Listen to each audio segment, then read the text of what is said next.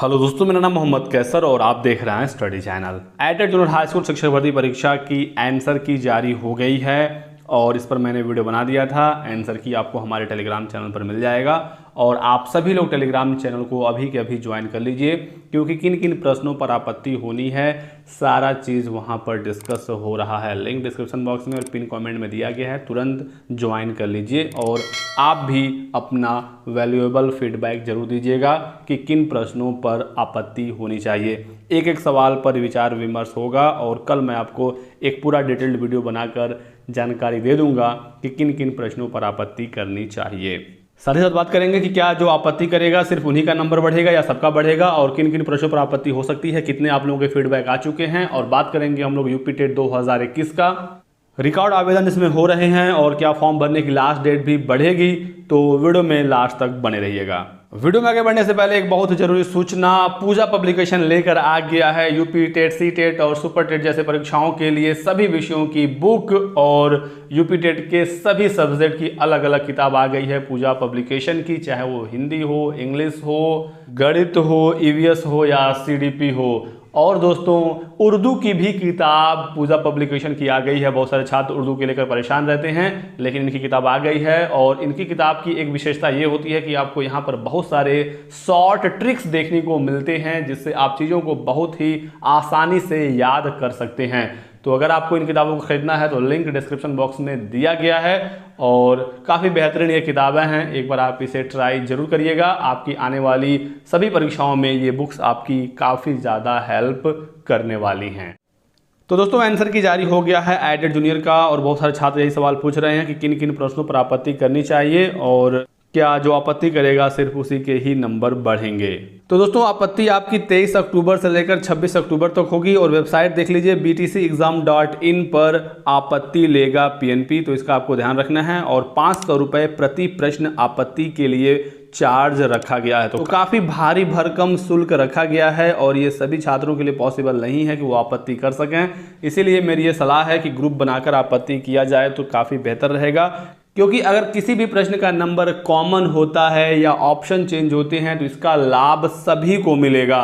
ऐसा नहीं है कि जो आपत्ति करेगा सिर्फ उसको लाभ मिलेगा, उसी को कॉमन नंबर दिया जाएगा, ऐसा नहीं होता है। अगर एक भी प्रश्न कॉमन हुआ तो सबको मिलेगा, 2 हुए 4 हुए तो इसका लाभ सभी छात्रों को समान रूप से मिलेगा और जिसने पेमेंट किया होगा, जिसने आपत्ति की होगी, उसका पैसा रिफंड हो जाएगा अगर उनकी आपत्ति स्वीकार कर ली जाती है, और अगर स्वीकार नहीं होती है तो फिर वो पैसा वापस नहीं होगा। तो टेलीग्राम को ज्वाइन कर लीजिए और बताइए कि किन किन प्रश्नों पर आपत्ति हो सकती है। और सबको आपत्ति करने की जरूरत नहीं है, क्योंकि 500 रुपये कोई कम नहीं होती हैं। अगर 4 सालों पर आपत्ति करनी है तो 2000 रुपये हो जाएंगे और सभी आपत्तियों को तो चयन बोर्ड स्वीकार नहीं करेगा।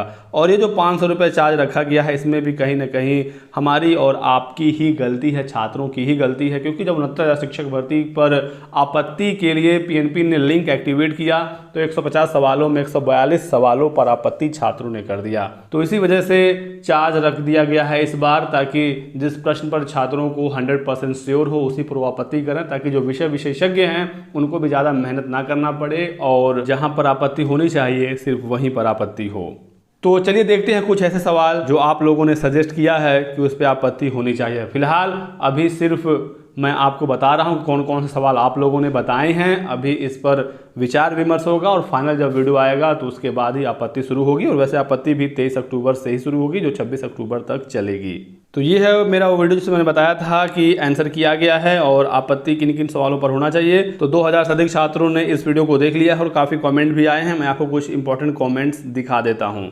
तो यहाँ पर किया है कृष्णा राजभर जी ने कमेंट कि एसएसटी के 2 सवालों पर अवश्य नंबर बढ़ेंगे। मानव विकास सूचकांक 2019 में 129 था, जबकि पीएनपी 131 बता रहा है। ये है वो सवाल एसएसटी का जिस पर काफ़ी ज़्यादा चर्चाएं हो रही हैं इस समय। एसएसटी के बुकलेट सीरीज सी पर ये 89 नंबर पर है। सवाल ये था कि मानव विकास सूचकांक 2019 में भारत कौन सा स्थान है, और पीएनपी ने इसका आंसर माना है 131, जबकि बहुत सारे छात्रों का यह दावा है कि इसका आंसर 129 होना चाहिए। लेकिन दोस्तों फिलहाल मैंने जितनी वेबसाइट पर सर्च किया और जहां तक मैंने देखा इसका आंसर 131 ही आ रहा है। और विकिपीडिया पर आप देख लीजिए, बहुत सारी वेबसाइट हैं दी हिंदू पर देख लीजिए 131 ही आ रहा है 2019 के अकॉर्डिंग। इसके पहले 129 था, लेकिन 2019 में मानव विकास सूचकांक 2019 131 हो गया है। बाकी इस पर हम लोग फाइनली और डिस्कस करेंगे। फिलहाल पहली नज़र में तो इसका जो आंसर है वो सही ही आ रहा है। देखिए यहाँ पर एक आर्टिकल है, मानव विकास सूचकांक में एक पायदान लुढ़का भारत, 179 देशों की रैंकिंग में 131वें स्थान पर पहुंचा भारत। फिलहाल 131 ही इसका आंसर लग रहा है। बाकी गूगल सर्च करके बहुत सारे छात्र बता रहे हैं कि 131 ही होगा, और 131 यहाँ पर आ रहा है कई सारे वेबसाइट के माध्यम से भी। लेकिन दोस्तों जो गूगल सर्च है ये ऑथेंटिक सोर्स नहीं है, क्योंकि गूगल सर्च अपना कोई इंफॉर्मेशन नहीं देता है। ये बहुत सारी वेबसाइट से डेटा उठाता है और हमें यहाँ पर शो कर देता है। तो जो साक्ष्य हैं वो किसी प्रमाणिक बुक से ही हमें लगाना पड़ेगा। आपको कोई पीडीएफ फाइल या कुछ फोटो अपलोड नहीं करना है, बस आपको बताना पड़ेगा कि ये बुक इस लेखक के और पेज नंबर इतने पर ये चीज़ दी गई है, तभी आपकी आपत्ति है वो मान्य की जाएगी। तो वेबसाइट ऑथेंटिक सोर्स नहीं मानेगा पीएनपी, इसका भी हमें ध्यान रखना है। तो जो भी प्रश्नों की आपत्ति हमें करनी है उसके लिए ऑथेंटिक सोर्स हमें बताना होगा किसी बुक से ही। लेकिन जनरल जानकारी के लिए पहले हम वेबसाइट पर सर्च कर सकते हैं और उसके लिए हमें बुक की भी ज़रूरत पड़ेगी। तो कृष्ण राजभर जी का बहुत सारे छात्रों ने जवाब भी दिया है, और यहाँ पर मैं एक एक चीज़ों को देख रहा हूँ, तो आप लोग टेंशन ना लें। किसी भी प्रश्न की आपत्ति करने से पहले बुक का प्रमाणिक साक्ष्य देखना जरूरी होगा, तभी जाकर यहाँ पर आपत्ति स्वीकार की जाएगी। और आप लोग कमेंट करके ज़रूर बताइए कि आपके कितने नंबर सही हो रहे हैं, अपना कैटेगरी, सब्जेक्ट और कितने नंबर आंसर की आने के बाद सही हो रहे हैं, ताकि सेफ स्कोर पर भी एक वीडियो में बना सकूं और चीज़ें और क्लियर हो सके। और यहाँ पर वीरपाल सिंह ने लिखा है कि बिल्कुल ठीक है, ग्रुप बनाकर आपत्ति करनी चाहिए, क्योंकि पैसा लग रहा है और सबके बस का नहीं है कि 2-2 हज़ार 3-3 हज़ार का पेमेंट वो कर सकें। सॉइल इरोजन वाला जो क्वेश्चन है, इसको लेकर भी बहुत सारे छात्रों ने सजेस्ट किया है कि इस पर आपत्ति होनी चाहिए, और चलिए इस पर भी विचार विमर्श किया जाएगा। फिलहाल हम लोग अभी देख रहे हैं कि कौन कौन से प्रश्न हैं जो कन्फ्यूजिंग है। मोहन विश्वकर्मा जी कह रहे हैं कि उनका 74.5 है ओबीसी और सब्जेक्ट है इनका एसएसटी। तो बिल्कुल आप सेफ जोन में, अगर आपका इतना नंबर बन रहा है। और विनय कश्यप जी कह रहे हैं कि संस्कृत के 2 सवाल गलत आए हैं। चलिए आप बताइए वो 2 सवाल कौन से हैं, और एग्जैक्टली सवाल लिखिए, क्वेश्चन नंबर ना लिखें, क्योंकि अलग अलग सेट में वो क्वेश्चन आगे पीछे होते हैं। तो एग्जैक्टली सवाल लिखेंगे तो ज़्यादा बेहतर होगा। 73.4 SST any luck Mohammad Abbas, बिल्कुल 73-74 वालों का नहीं होगा तो फिर किसका होगा। मेरा गुणांक 75 बन रहा है हिंदी में, काफ़ी बढ़िया है। तो आप भी बिल्कुल सेफ जोन में रहेंगे। सर आपत्ति वाले क्वेश्चन बताएंगे? बिल्कुल बताएंगे, कल वीडियो आपको मिलेगा। आप लोग पहले अपने सभी क्वेश्चन लिख दीजिए जिस पर आपको लग रहा है कि आपत्ति होनी चाहिए। साइंस के क्वेश्चन में ऑक्सीजन की आवश्यकता नहीं होनी चाहिए वाले प्रश्न में कन्फ्यूजन है। चलिए बिल्कुल राजपूत जी, इसे देखा जाएगा। और काफ़ी लोगों ने अपना नंबर बताया है, फाइनल गुणांक आप लोग भी ज़रूर बताइए। समास का एक क्वेश्चन है, इस पर भी छात्रों ने बताया है कि इस पर आपत्ति की जा सकती है। और जो जो प्रश्न बता रहा हूँ आप लोग इस पर भी अपनी राय ज़रूर दीजिएगा। और यहाँ पर देखिए मृदा अपरदन के कारण में जो क्वेश्चन आया था, 3 ऑप्शन थे, बहता हुआ जल, भूजल और समुद्र की लहरें। इनमें 1 और 3 सही होना चाहिए। मैंने भी अपने आंसर की वाले वीडियो में 1 और 3 ही इसका बताया था आंसर, जबकि पीएनपी ने तीनों मान लिया है। भूजल को भी मृदा अपरदन का कारण माना है। तो इस पर भी अब विचार करने की ज़रूरत है कि भूजल से मृदा अपरदन क्या हो सकता है। तो इस पर कई छात्रों ने कहा कि हाँ मुझे भी डाउट है और ऑब्जेक्शन इस पर होना चाहिए। तो इसको हम लोग देखेंगे कि इस पर आपत्ति की जा सकती है या नहीं। और टेलीग्राम चैनल का लिंक देख लीजिए, यहाँ पर है, इस पर क्लिक करके आप टेलीग्राम चैनल को जरूर ज्वाइन कर लीजिए।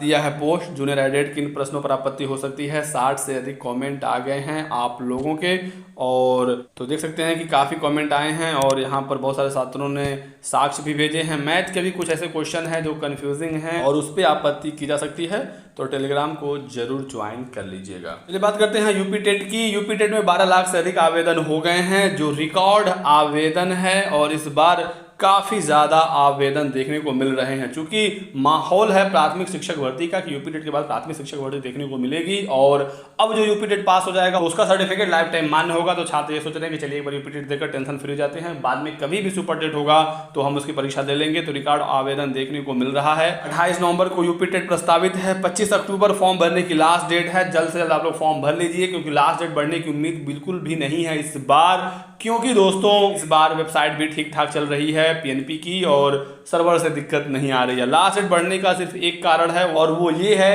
कि NIOS डीएलएड वाले अभ्यर्थियों को कोर्ट ने शामिल कर लिया है। एनसीटी ने भी इन्हें यूपी टेट में मौका देने के लिए कहा है, लेकिन अभी तक शासन की तरफ से निर्देश नहीं आया है कि यूपी टेट में NIOS डीएलएड वाले अभ्यर्थियों को शामिल किया जाए। अभी तक एलिजिबिलिटी वाले सेक्शन में NIOS डीएलएड के लिए ऑप्शन नहीं है। अगर इन अभ्यर्थियों को मौका मिला तो लास्ट डेट यूपी टेट का बढ़ाना पड़ेगा, क्योंकि अब गिने चुने दिन बचे हुए हैं और NIOS वाले अभ्यर्थियों को अभी तक मौका नहीं दिया गया है। तो आप लोग जल्दी जल्दी फॉर्म भर लीजिए। अगर डेट बढ़ती है तो आपको सूचित जरूर किया जाएगा, और NIOS अभ्यर्थियों को मौका जरूर मिलना चाहिए, क्योंकि उन्हें एलिजिबल अब कर दिया गया है। तो पीएनपी कोई ऐसी संस्था नहीं है जो योग्यता को डिसाइड कर सके।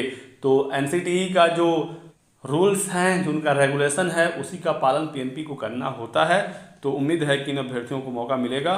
तो आगे जैसे भी कोई अपडेट हमें मिलती है आपको मैं सूचना दे दूंगा। फिलहाल इस वीडियो में बस इतना ही। वीडियो को लाइक और शेयर कर दीजिएगा, चैनल को सब्सक्राइब करके बेल आइकन दबा लीजिए दोस्तों, ताकि आपको इसी तरह की सभी लेटेस्ट और ऑथेंटिक इन्फॉर्मेशन मिलती रहे।